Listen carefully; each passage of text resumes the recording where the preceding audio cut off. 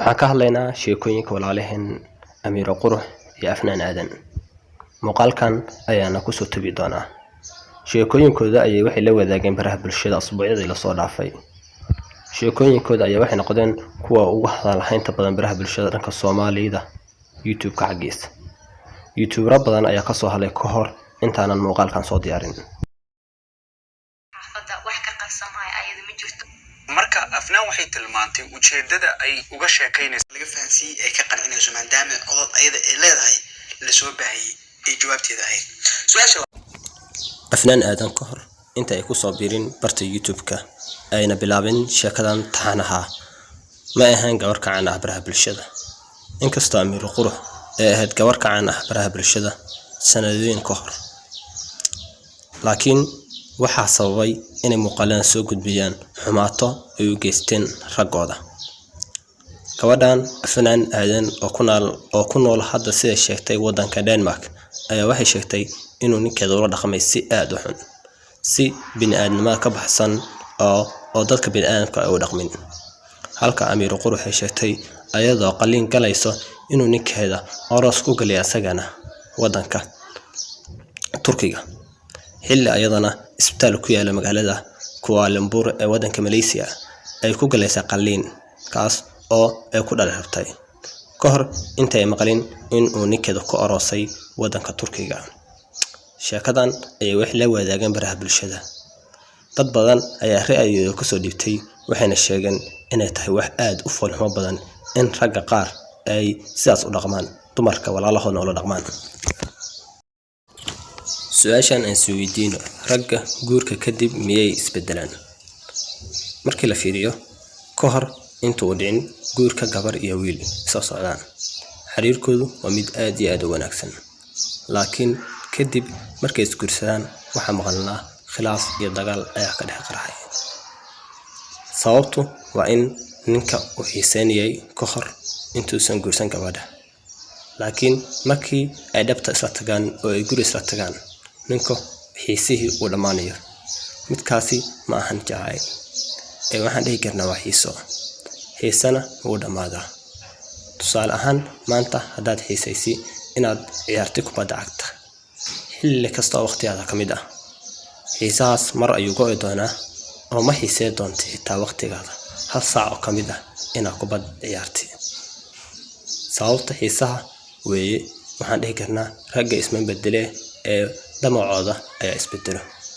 damacooda oo awal ahaa guurka, laakiin marka hore xiisa ayaa hayay ee guur may ku tashaneen. sidaas ayaan leenahay. laakiin qisooyinka Afnaan Aadan iyo Amiiro Qurux siday ula dhaqmeen raggaas waa si ka baxsan ragtinimada, oo waxaan dhihi karnaa qofkaas rag ma lagu tilmaami karo. qofka markuu u dhaqmo si ka baxsan xadka waxaan ku tilmaami karnaa qof aan bini'aadanba ahayn, inkastoo bini'aadanku qaldamo.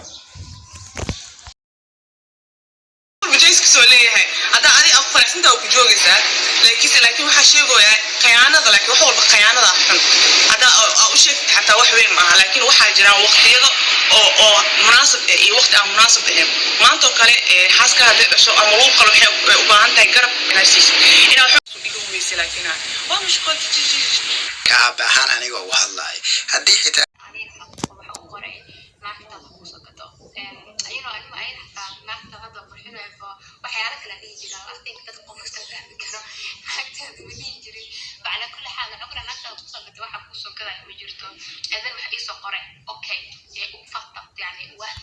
gabagabadii muuqaalka ayaan soo gaarnay.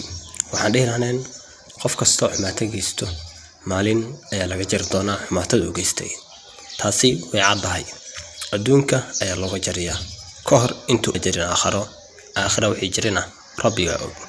laakiin marka uu la dhaqantay qof bini'aadan ah muslim ah si xun ka baxsan bini'aadanimada waxaa kugu dhici doonto musiibo, taas oo aad la yaabi doonti meesha ka ag timid, laakiin ma ogid inaa adigu gacantaada ku raasatay musiibadaas.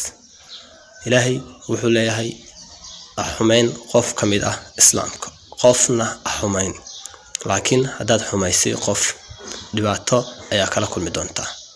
hadduu rabo asaga ha kugu suubiyo, laakiin midda rabbi ayaa ka daran rabbi wuxuu kugu asiibi karaa musiibo dhanka kale ilaahay wuxuu leeyahay kuwa ku dhaca musiibooyinka ay ku dhacaan waa inay u sabar qaataan sabar waa inay qaataan kuwa sabra ayaa ka wanaagsan kuwa aan sabrin kuwa sabra ajir ayaa helaan ka fiican kuwa aan sabrin maxaa yeelay qof kasta oo dhibaato ku dhacdo ogow waa mid ku qorneed habeenkii aad dhalatay ayuu rabbi ku qoray inay dhibaataas kugu dhacdo markaan arkay muuqaaladan ay la wadaageen walaalaheen baraha bulshada aad ayaan uga naxay muuqaalkeena maanta intaas ayaan ku soo gabagabeynaynaa muuqaalkan like saar mahadsanid muuqaalo kala duwan ayaan ku soo gudbi doonaa kanaalkan Hamisar Media fadlan haddaad ku cusub tahay fadlan ku soo biir oo subscribe saar haddaad muuqaalka heshayna like saar mahadsanidin magacaygu waa Daahir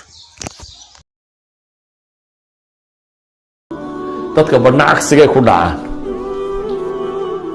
dadka badh baa haddaad tidhahdo war ilaahay waa ghafuurun raxiim la soo taagan insha allah ilaahay de waa ghafuurun raxiim waxay u badan tahay dadku intuu wuxuu doono iska sameeyo wuxuu kale de inagu muslimiin baynu nahay leen garantii buu iska sitaa ah inaanu soo cadaab galaynin inagu ileen muslim baynu nahay